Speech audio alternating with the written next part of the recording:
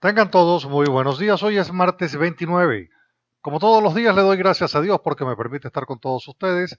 A ustedes gracias siempre por la sintonía con la que apoyan el programa. Una bendición temprana. Dios los bendiga a todos y con la bendición comenzamos el programa el día de hoy. Vamos a concentrar el programa completo en la explicación de las fases del neocomunismo del siglo XXI. Y vamos a concentrar el programa íntegro, 3 segmentos, 3 fases.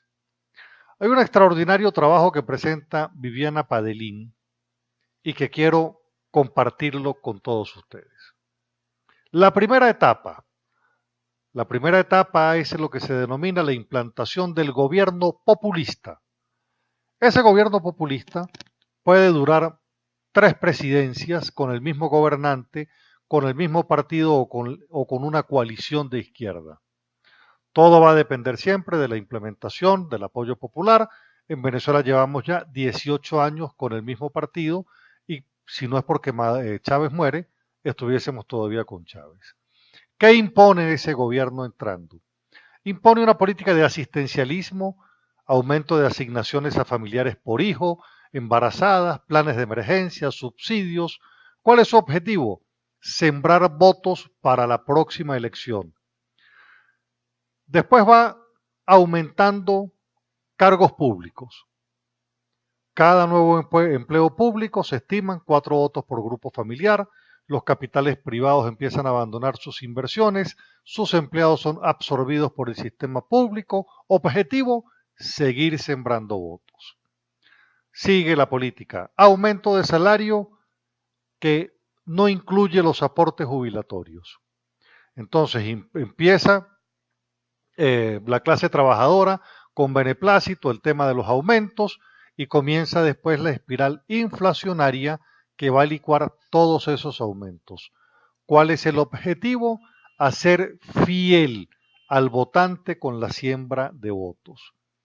Continúa con la política de comunicación a través de la publicidad oficial, se asegura una comunicación, una conexión, una promoción de propaganda gratis para el gobierno en los espacios que utilizan las radios y las televisoras de propaganda comercial, vale decir, se agarran los puntos de mayor sintonía. Empieza la liquidación de periodistas por perdiendo programas, televisoras, medios de comunicación, se va reduciendo los medios de comunicación, empieza la censura, la autocensura y entonces empieza un control de la comunicación. En el caso de Venezuela, el 80% de los medios de comunicación están controlados por el Estado.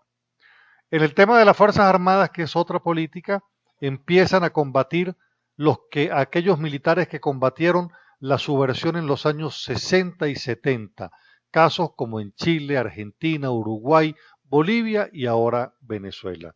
Entonces, ¿se acuerdan cuando hablamos de la invasión de Machurucuto, que fue repelida por militares venezolanos, la invasión cubana? Bueno, esos militares entonces ahora son del ostracismo, no hicieron las cosas bien porque impidieron la invasión de Machurucuto. En las políticas culturales se incorporan a ella campañas mediáticas, instalación de matrices de opinión contraria a personalidades opositoras nacionales, ¿verdad? Empieza aquello de ir estigmatizando a los demás. Empieza la política de la corrupción. Se hace de conocimiento público hechos de corrupción de funcionarios de tercera o cuarta línea de puesto. Eso tiene un doble propósito, el impacto social de que el gobierno no admite corrupción y al mismo tiempo alinear tras de sí toda la administración pública que temerosa de persecución judicial y de complot, juicios sumarios, actúe el gobierno frente a ellos de forma firme.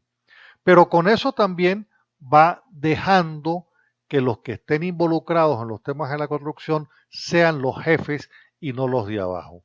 Entonces, va sumando funcionarios a la confianza política que saben que no pueden conseguir otro trabajo si no es en el que tiene, y empieza el tema de ser fiel a aquel que te dio el trabajo. Vale decir, la función pública deja de ser, de ser un servicio para ser un ejercicio de fidelidad al gobierno. Existe la política entonces de discriminación de derechos humanos. El gobierno encuentra un nicho de votantes en las minorías marginadas. El tema de los indígenas fundamentalmente, hace legislación para favorecerlos, y de esa manera va logrando identidades de forma permanente. Eh, Empieza el tema de la desvalorización de los símbolos patrios, modificaciones de banderas, escudos, signos, y fíjese, todo esto que les estoy diciendo ha sucedido en absolutamente todos los países donde el neocomunismo se ha ido instalando. Crean entonces la imagen del enemigo inexistente, el enemigo externo que es inexistente, por el que hay que combatir. La delincuencia común empieza a exponenciarse.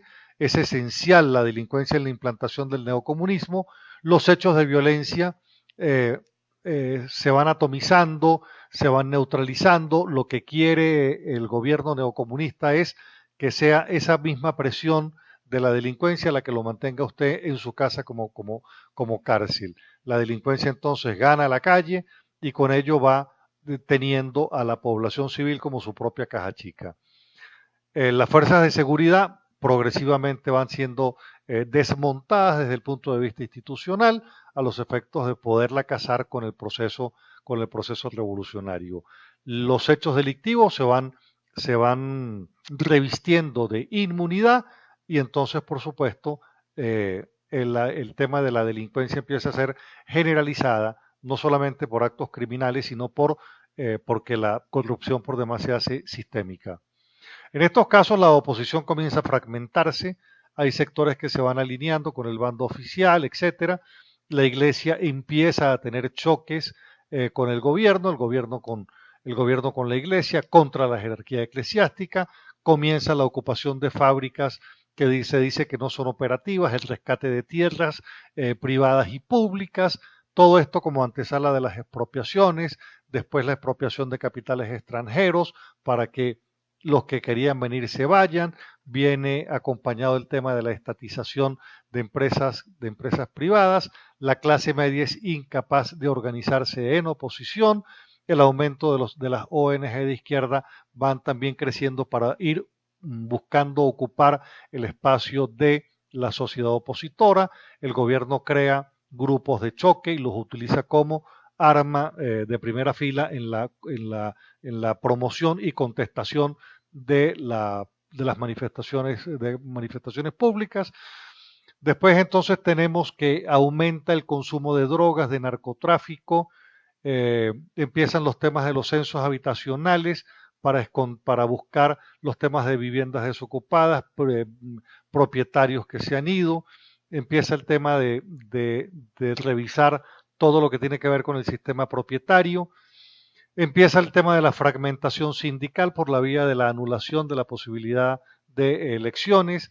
El sistema de salud va quebrando toda vez que hay que romper la lógica del pensamiento para que se pueda implantar desde la anarquía este modelo, de tal manera entonces que nos vamos acostumbrando a que en el sector público entonces ya en esta etapa las cosas no funcionan, existe un colapso de forma permanente.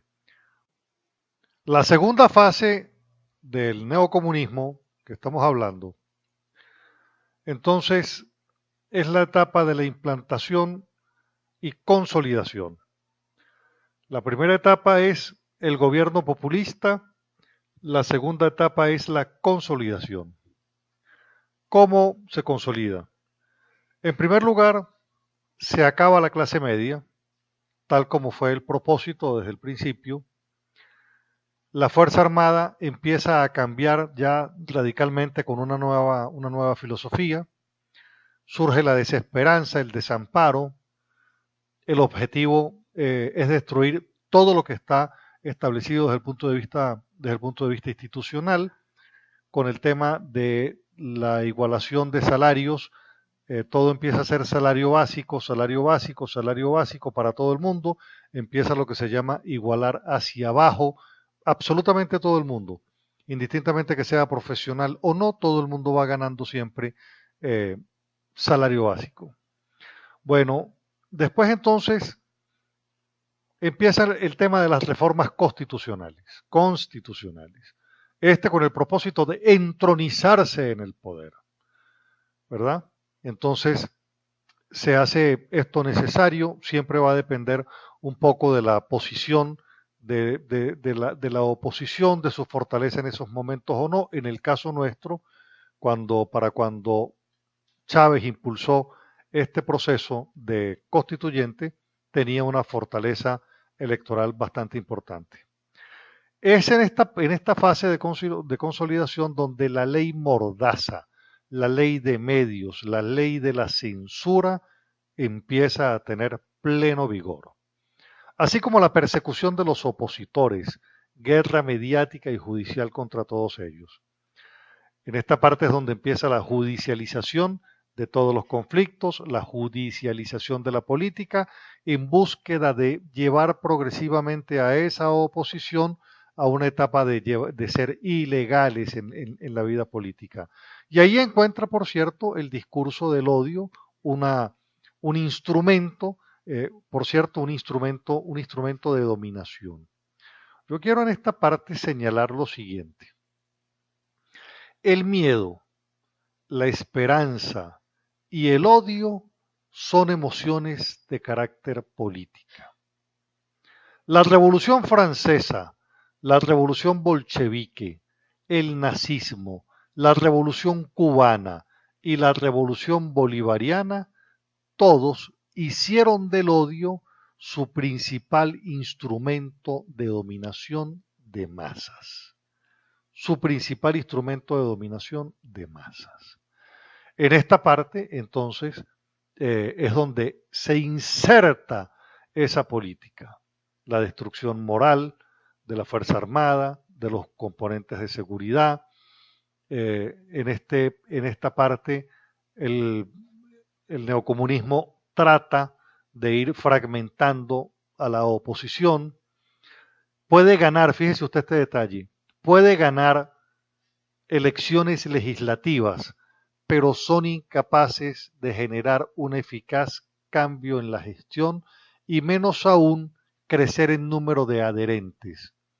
Incluso puede ganar elecciones, pero nunca tendrá la posibilidad de cambiar la política nacional, que es desde donde se implanta en cascada esa implantación del neocomunismo.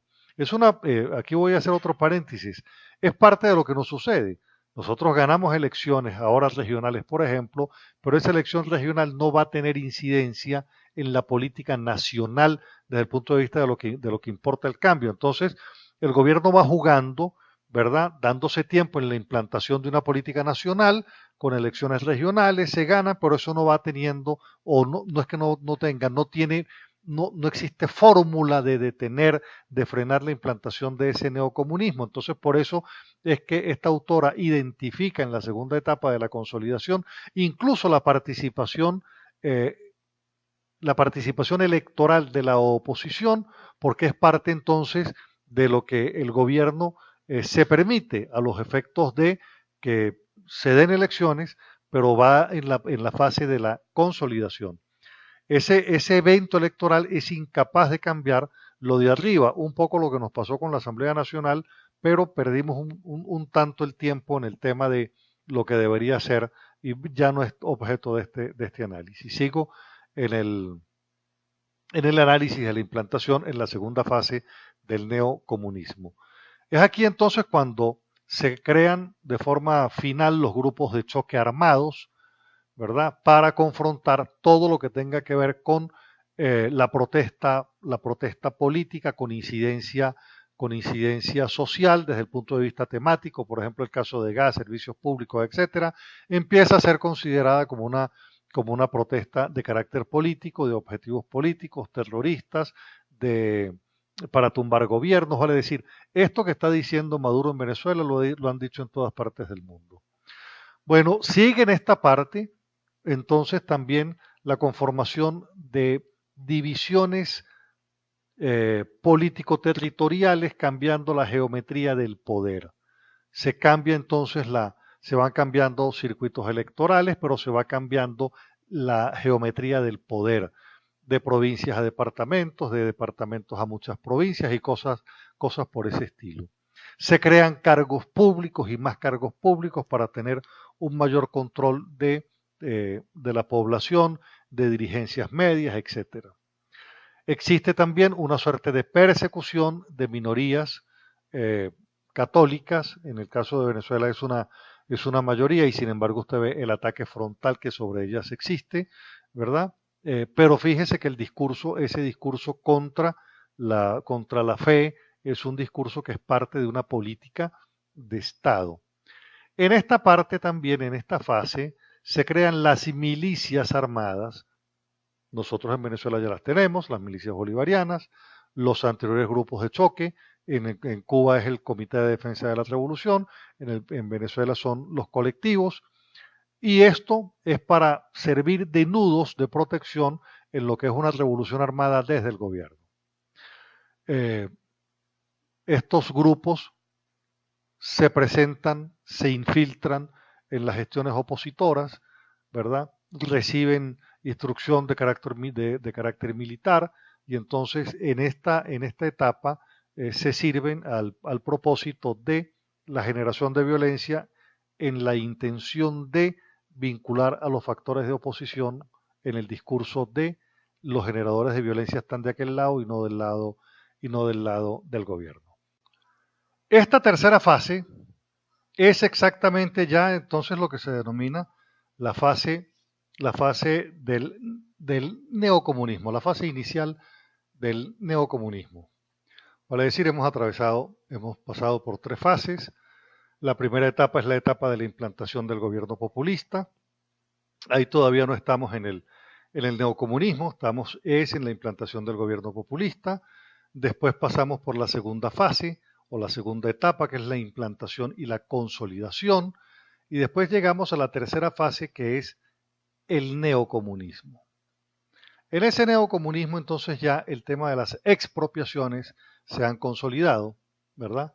En esta fase del neocomunismo es donde están los crímenes políticos y los presos políticos en cantidad, ¿verdad? Y si nosotros evaluamos, en Venezuela estos pasos no solamente se han dado, sino que toda la caracterización de las fases pues se han cumplido. Esto de las expropiaciones, los crímenes políticos, en Venezuela hay una impresionante cantidad de crímenes políticos, porque todos los asesinatos en el marco, por ejemplo, de estos 130 días de protesta, son asesinatos de carácter político. El tema de los presos, nosotros tenemos más presos políticos que en Cuba.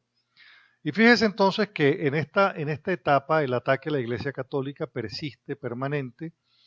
En esta etapa existe una suerte de régimen electoral a la medida del partido de gobierno. Se dan elecciones espurias. Tenemos en esta etapa la etapa de la espiral inflacionaria e hiperinflacionaria. Es cuando entonces se acaba el valor de la moneda, ¿verdad? Al acabarse el valor de la moneda, usted ya es prisionero en Venezuela, como son los cubanos en Cuba. La moneda no le sirve ni para el crecimiento económico, no le sirve para el intercambio, escasamente le sirve para comer. Entonces, aquí en esta parte, la otra política de dominación, aparte del odio como política, que es un ejercicio de dominación, aparece también la dominación por hambre, con los sistemas de distribución de alimentos tipo CLAP, ¿verdad? Y entonces ahí la gente ya se va en el proceso del habituamiento, y entonces la gente dice, bueno, en la caja de CLAP me llegó esta vez 2 sardinas, 4 sardinas, antes daban 8, después 6, después 4, y ahí se va conformando con que el gobierno le da lo que antes para usted era un derecho totalmente individual. Entonces, en esta parte es donde se produce la destrucción total del aparato productivo. Ya es cuando entramos en la fase de que se acabó la economía, tierra arrasada, ¿verdad? Y entonces a partir de ahí es que se pretende que surja el nuevo estado de ese neocomunismo, que en Venezuela se llama Estado comunal, que por demás lo implantan a través de la Asamblea Nacional Constituyente, que por demás hemos dicho que es ilegal e ilegítima. Bueno, esta es parte de ese proceso, ¿verdad? Lo maravilloso de estas fases es que va identificando, usted podrá pensar por qué fase vamos, toda vez que hemos pasado toda la caracterización de las fases, nosotros ya la hemos cumplido. Esta enumeración cronológica de las fases nos permite identificar en qué fase estamos, en qué etapa estamos, ¿verdad? Y eso nos lleva también a determinar qué es lo que vamos a hacer desde el punto de vista de la construcción del discurso político frente a un gobierno que se impuso en un comunismo total. Bueno, yo creo que nosotros ya estamos en la fase del neocomunismo. Bueno, sin lugar a dudas tengo la convicción de que estamos ya en la fase del neocomunismo, o estamos entrando quizás ya en una nueva fase que es la del comunismo, pero estamos convencidos, de conformidad con esta caracterización, que ya hemos pasado todas las fases del neocomunismo. Y con esta enumeración usted entenderá que fuimos de cuento en cuento, el gobierno siempre tenía un cuento, siempre tenía una historia, siempre tenía un adversario externo, siempre tenía una historia que echar para ir quitándonos los derechos que ayer tuvimos, pero que hoy no los tenemos. Entonces, el compromiso pues era presentarles las fases del neocomunismo, y eso hemos hecho en estos 3 segmentos el día de hoy. Por demás, entonces, señalar que esta etapa también la denominan la ruptura histórica. Así la se denomina en el marxismo, la ruptura histórica. Entonces, en esa ruptura se acaba todo y surge el nuevo estado de hambre en el que andamos todos. Quiero comentarles también que Colombia está solicitando ya de manera formal la asistencia en la instalación de campamentos de refugiados para venezolanos en el norte de Santander. Yo no entiendo cómo el gobierno se desentiende de un tema tan grave como es los venezolanos fuera del país en condiciones miserables de pobreza como consecuencia de la crisis que en Venezuela existe. De tal manera que el gobierno de Colombia está trabajando el tema de poner más restricciones al ingreso de Colombia, pero instalar campamentos de refugiados. Eso le indica que estamos como en Siria. Nuestros números son peores que los de Siria, y en Siria hay una guerra civil que en Venezuela no la hay. Pero nuestros números en economía es de guerra, nuestros números en muerte son de guerra, nuestras cifras en los temas sociales, de salud, etcétera, son cifras de guerra. Esto es altamente lamentable. Bueno, vamos a despedir el programa. Vamos a despedir el programa con unos pensamientos. La posibilidad de realizar un sueño es lo que hace que la vida sea interesante.